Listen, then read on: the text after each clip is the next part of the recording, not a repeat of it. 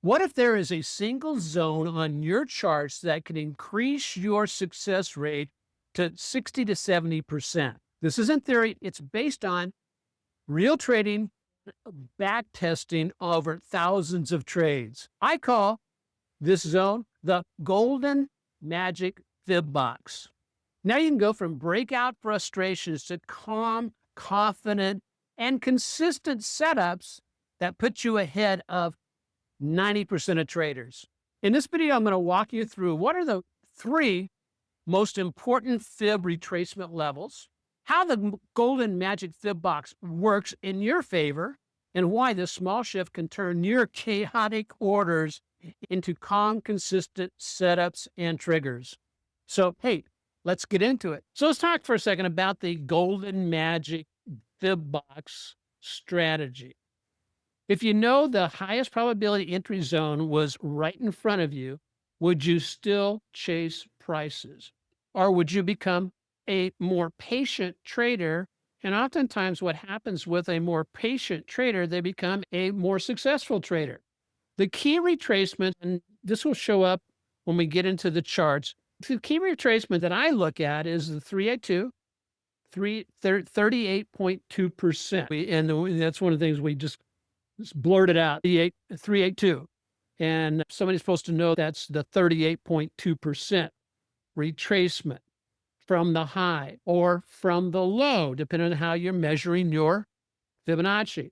The 50% retracement, the 61.8% retracement, the 78.6, and then there's the golden magic fib box. I've been talking about the magic fib box for years.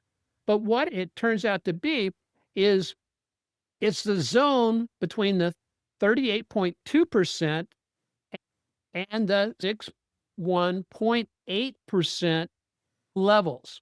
And that's where I can look for pullbacks for confirmation. One of the things I find really interesting in those levels, and then the extension levels, you don't have to know a lot of them, but the ones I look for primarily are the 1272, then that's the 127.2% extension, the 161.8% extension, and the 200% extension. And again, when you're dealing with Fibonacci's, people just basically say, I'm looking at the 1272. And that is shorthand, if you will, for the 127.2% Fibonacci. So these entries and setups, of course, I talk about regarding profit targets and setups in my book, Trade Your Way to Freedom. And if you haven't grabbed a copy of that, check it out. You can either pick up the e-version or a print copy. Now imagine combining all of this in this box into a situation and then rolling in momentum, volume, trend line, and support. That's where things really start to get where they can be repeated. Now we're going to dive into the charts here shortly.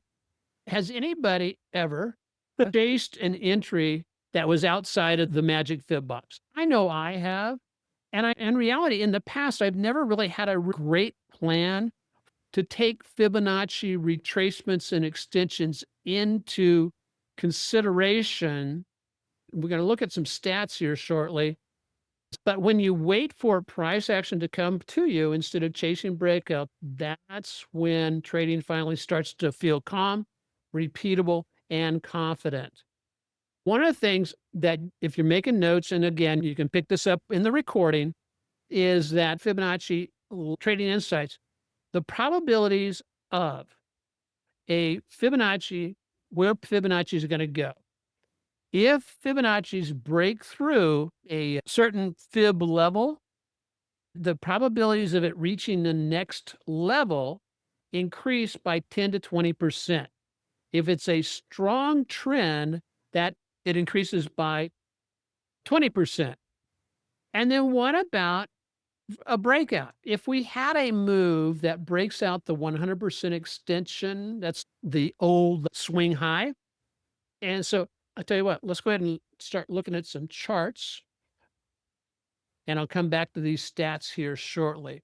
One of the other thing that's really remarkable, and a lot of people do not know this, is that Charles Dow back in 1901 actually basically said that with your primary move, you will often get a pullback that is equal to 1/3 to 2/3 of the original move.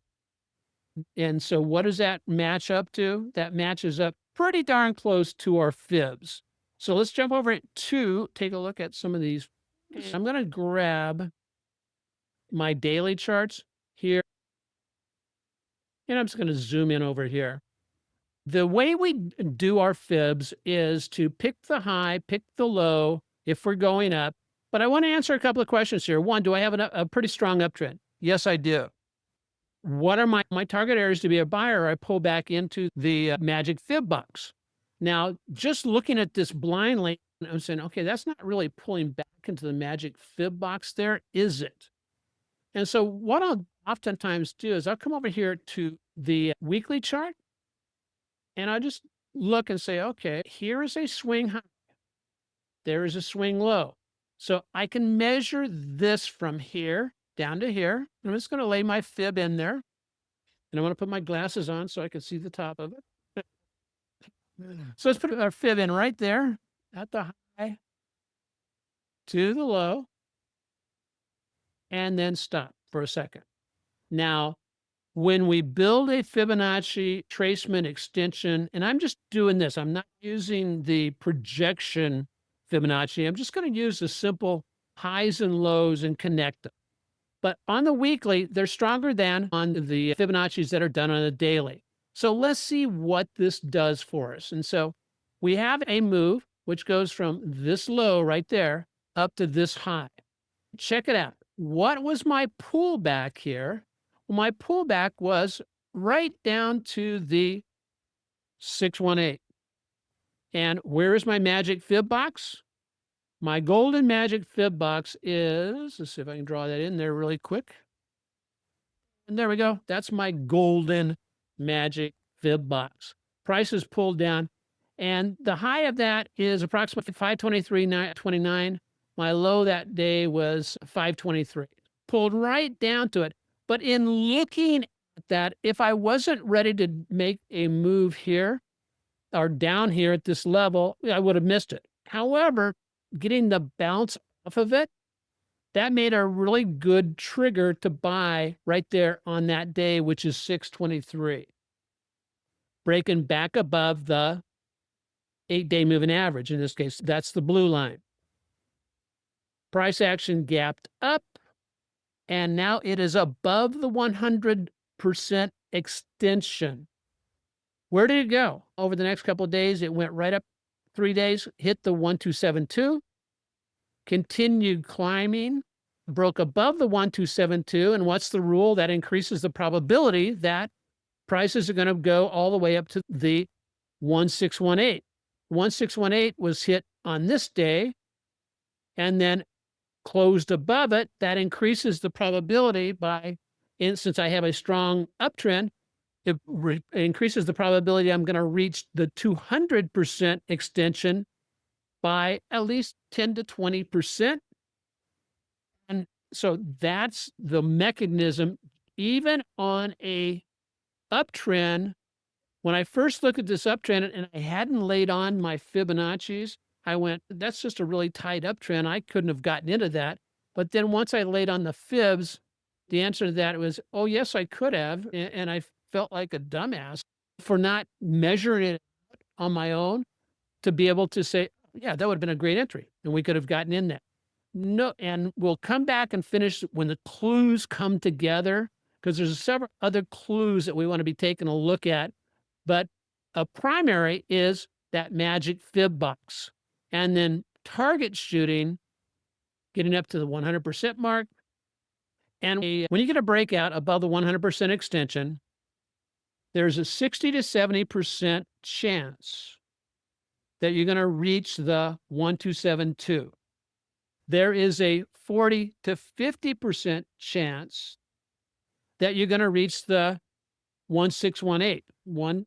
And then lastly, there is a 20 to 30% chance that you're going to reach the 200% extension. Let's go back and look at the charts real quick again. Quick question. Sorry to interrupt. Do you, when you drew that fib line on the weekly chart, do you have a time period or how many weeks back you go? Is there a minimum, or do you just pick by eye what you're seeing as a swing low and a swing high? That's a great question, Shri. It was partly, the answer to that question is I try to eyeball where the swing low was. Now, again, what I could have done here, okay, how about if I come back to that? Okay. Help me not forget, but we'll come back to that because the projections of the swings off of the weekly charts are stronger than the projection of swings off the daily chart. But I wanted to grab this one here. It was a simple one and it qualified. Now, I could have also taken the swing. Okay, clearly that's a swing high because the week after it's a lower high. So I could have actually taken one from all the way from down here, all the way to up here, and then done the extension from there. And which would have been interesting. And we'll come back and because we're going to do some practice at the end. And so Okay. we'll come back and hit that one. The other thing that I'll be looking at also is here's a really strong downtrend. What's its projection and where's the break and where's the convergence of clues, which we'll be answering a little bit later.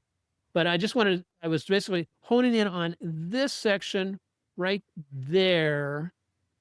So the other thing I can do here, what's very interesting, now I'm going to just really quickly jump over to the daily. We'll leave that magic fib box in there. On the daily chart, I have a swing low here, swing high here. Now I could take from here to here and see what that gave us, but let's go ahead and just go from that low there up to that high. So let me draw that in real quick. But to partly answer your question, Shri, what I'm looking at is I'm trying to look for a kind of a continuous move. And so that's another, so check this out. On that move, there's my little fib box, but it still functioned the same way. And matter of fact, I came down into the fib box right there and popped up above it. So part of the way people can utilize these boxes and fib lines, here's kind of a lesson or a rule for you. If I pull back into the fib box on the move that I'm measuring, if prices drop below a level, when it bounces back up through that level, that can be a buy trigger. If I miss it, I can go back to, hey, I had a close above the 8. That counts. And so I could that would be another buy order.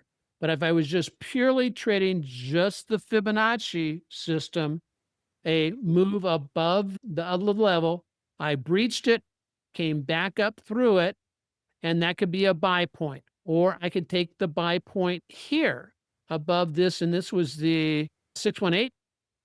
If I bought there, where do you think I would put my stop loss? Okay, put your thinking caps on, guys. This is Jeopardy. If I bought breaking the 618, where would I put a stop loss? Just using the fibs. Go ahead. The line below that. Okay, and that would be the 50. 50. Now I would go just a 50% retracement. Now I would go just a little bit below it because I don't want to posit my trading specifically on top of where the fib level is, simply because the inaccuracy that we generate with the variables when we draw the lines, and each of those lines is worth a couple of dollars maybe. So that's one of the reasons. So you go just a little bit below it, and that's where your stop loss would be. In a case like this is the Qs. A case like that, if I bought there approximately, let's say I bought it that level, and I'd be looking at less than a percentage point away. Do the market makers know that people may buy it there and then they drop the price down to get your stop? Oh, sure. Market makers can, in fact, do that. They know where, and that's why the majority of traders that are out there, they lay their order in right on top of the level, on top of the level. And so the market makers will usually drive it just a little bit below that, just pick up some unwary people. Okay, we took off, and on this kind of move right here, what happened? We got all the way up to the 1272, came really close to the 1618. The next day, it pulled back to the 1272, then took off again. And as you can see, we finally breached the 1618 and then finally took out the 200 on this move. And again, and what that was is the move that I was measuring here, I have to always keep a reference, was only on that move there.